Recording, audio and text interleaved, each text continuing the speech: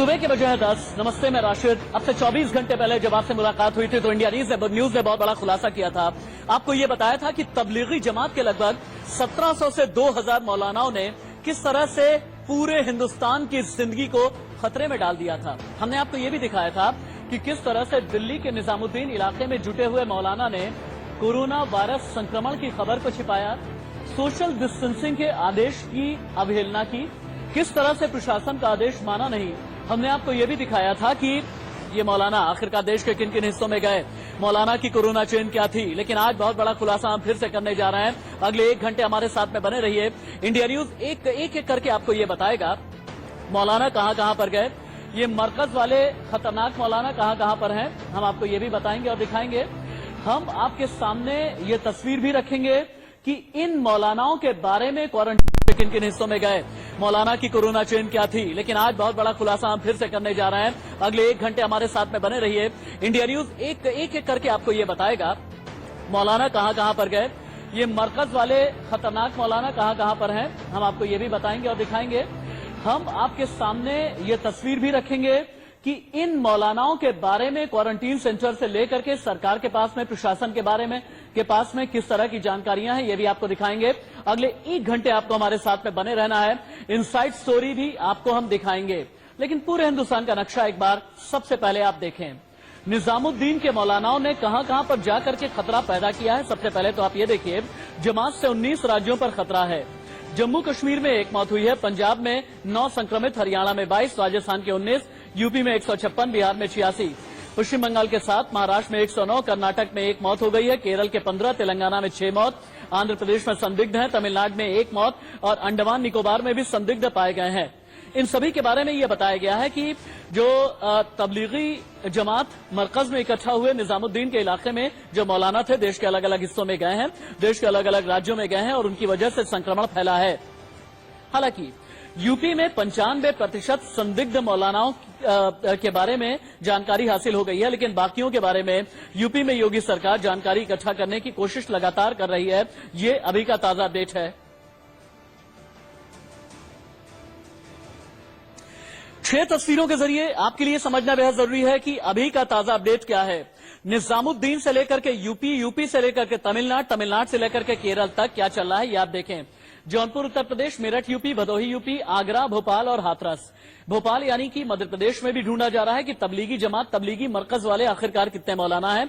आगे हम आपको बताएंगे कि आखिरकार ये साजिश है या फिर बड़ी भूल है या बड़ी चूक है या अपराध की श्रेणी में रखा जाए। जौनपुर, मेरठ, भदोही, आगरा और हाथरस की जो तस्वीरें हैं बता रही हैं कि पूर्वांचल से लेकर के पश्चिमांचल तक तबलीगी जमात के ये मौलाना अलग अलग जगह पर गए हैं। हालांकि इन्हें आइडेंटिफाई किया गया है। इनमें से 95% ऐसे मौलाना रहे हैं जिन्हें क्वारंटीन सेंटर में भेजा गया है। हालांकि बाकी 5% कहां पर गए, कितनों को इन्होंने संक्रमित किया, यह बहुत बड़ा सवाल है। और आगे हम मौलाना की नई चेन के बारे में आपसे बात करेंगे। हम आपको यह भी दिखाएंगे कि वायरस वाले मौलाना की आखिरकार संक्रमण वाली चेन क्या है। आगे हम आपको दिखाएंगे और बताएंगे। लेकिन उससे पहले आप ये समझिए कि आखिरकार ये जो मौलाना हैं, इनकी वजह से हम किस स्टेज की तरफ जा रहे हैं, आपके लिए ये समझना बेहद जरूरी है। क्या मौलाना की वजह से देश चौथे स्टेज की तरफ जा रहा है? ये बहुत बड़ा सवाल है। कोरोना के 4 चरण आपके लिए समझना बेहद जरूरी है। जो पहला चरण होता है, ये ज्यादातर देशों के लिए कोरोना वाला देश चीन रहा है, यानी विदेश से आए हुए लोग संक्रमण फैलाते हैं। ये आपको पहला ग्राफिक्स बता रहा है। क्या ये माना जाए कि 1 से 2, 2 से 3, 3 से 4 की तरफ बढ़ते हुए मौलाना लोगों ने और भी चेन आगे बढ़ा दी है। पहली स्टेज हम आपको बता रहे हैं, टूरिस्ट के जरिए पहली स्टेज। दूसरी स्टेज, जब वायरस स्थानीय स्तर पर फैला करता है, यानी अगर लोकल लेवल पर वायरस फैलने लगे, तो आप ये समझ लें कि ट्रैवल हिस्ट्री वाले संक्रमित लोगों के संपर्क में जितने भी लोग आते हैं और स्थानीय आबादी में ये लोग अगर फैलते हैं, तो इस स्टेज को लोकल ट्रांसमिशन स्टेज कहा जाता है। और ये कहा जा रहा है कि जो निजामुद्दीन का इलाका है ना, लोकल ट्रांसमिशन स्टेज पर मौलानाओं ने संक्रमण फैलाई है। लेकिन यहां से आगे क्या निजामुद्दीन वाले मौलाना ने 3rd स्टेज की तरफ हिंदुस्तान को ढकेल दिया है? ये आप समझें। कम्युनिटी ट्रांसमिशन 3rd स्टेज होती है, यानी पूरे एक समुदाय में अगर संक्रमण फैलने लगे तो इसे बोला जाता है 3rd स्टेज। क्या ये माना जाए कि मौलाना ने देश को 3rd स्टेज की तरफ ढकेल दिया है? और 3rd स्टेज के बाद आपके लिए जानना बेहद जरूरी है कि चौथा चरण क्या होता है, क्या चौथा चरण महामारी का होता है, महामारी का होता है तो क्या एक बार क्योर हो जाने के बाद, इलाज हो जाने के बाद फिर से चौथी स्टेज शुरू हो जाती है। और बार बार एक ही बात हम कह रहे हैं, निजामुद्दीन के तबलीगी जमात वाले मौलाना ने आखिरकार क्या किया है, पहली स्टेज, दूसरी स्टेज, तीसरी स्टेज, चौथी स्टेज, लेकिन निजामुद्दीन से अपडेट क्या आ रहा है ये भी आपको समझना बेहद जरूरी है। लेकिन हाँ, मैप के जरिए आप समझें कि जमात से आखिरकार कितने कोरोना वाले मौलाना निकले हैं और कहां कहां पर गए हैं। दिल्ली के स्वास्थ्य मंत्री ने यह बताया कि 24 कोरोना संक्रमित हैं। तेलंगाना में 15 कोरोना संक्रमित मौलाना है जो दिल्ली के तबलीगी जमात से गए हैं। तमिलनाडु के 50 हैं और अंडमान में 9 हैं।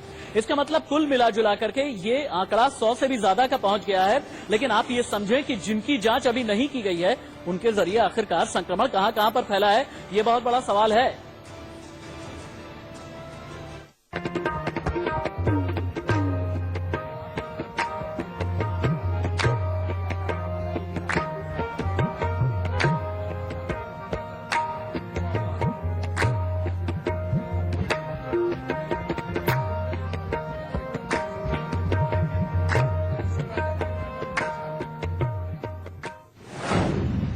जहां सजदा होता है वहां से एक साजिश की बू आने लगी।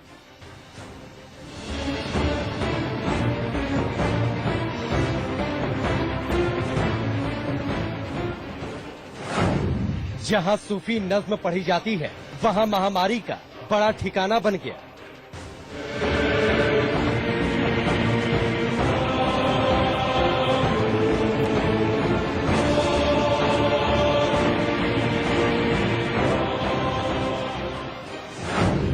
जो मजार फूले लोहबान से महकती है वहां कोरोना के मरीज पनप रहे थे।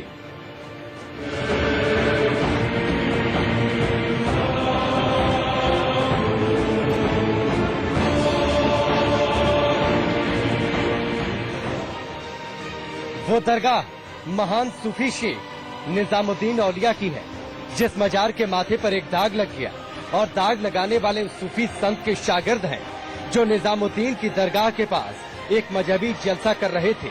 मजहब का प्रचार प्रसार करते करते कोविड-19 का प्रसार कर गए।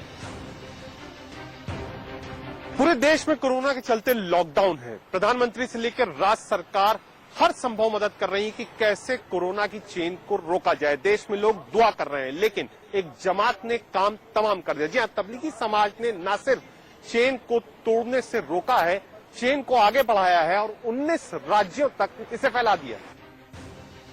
कोरोना का ये सबसे बड़ा खतरा बन चुका है, क्योंकि एक साथ कई जगहों पर कोरोना संक्रमण फैलने लगा है। अब सवाल उठता है कि दिल्ली के एक इलाके में कोरोना का ज्वालामुखी फटने को तैयार था और जलसे के आयोजक खामोश रहे। आखिर पुलिस उस वक्त क्या कर रही थी? निजामुद्दीन दरगाह है, दरगाह के बगल में मरकज है। मरकज यानी वो जगह जहां तबलीगी समाज का जलसा था। लेकिन बड़ी बात यह है कि जहां पर मरकज है, मरकज के ठीक बगल में हजरत निजामुद्दीन पुलिस स्टेशन भी है। जी हाँ, यही वो पुलिस स्टेशन है, इसके पीछे मरकज है और मरकज के पीछे निजामुद्दीन दरगाह है। ऐसे में सवाल ये भी खड़ा होता है कि थाना, मरकज, निजामुद्दीन, इन सब की दीवारें मिली हुई हैं। ऐसे में हजारों लोग यहाँ आने लगे जलसे के लिए। पुलिस क्या कर रही है? सवाल ये भी है कि अगर पुलिस की बिना मंजूरी के ऐसा हो रहा था तो पुलिस को कानो कान खबर क्यों नहीं हुई? सवाल और कई हैं।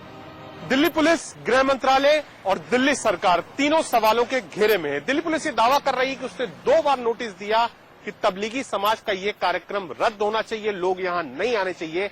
इससे साफ होता है कि दिल्ली पुलिस को इसकी जानकारी थी। तो बड़ा सवाल यही उठता है कि जब जानकारी थी, नोटिस दिया, थाना बगल में था, फोर्स थी, क्यों नहीं रोका गया?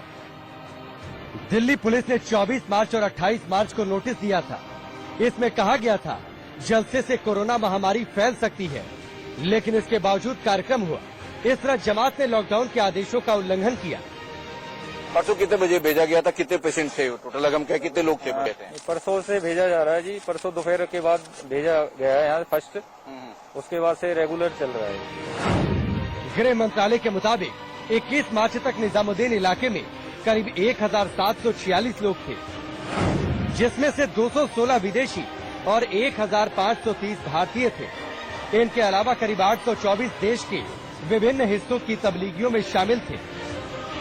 खबर ऐसी भी मिल रही है कि जलसे में शामिल होने के लिए देश विदेश से लोग 13 मार्च से निजामुद्दीन इलाके में पहुंचने लगे थे। मिली जानकारी के मुताबिक देखिए, इंडिया न्यूज ने लगातार ये कोशिश की है कि तारीख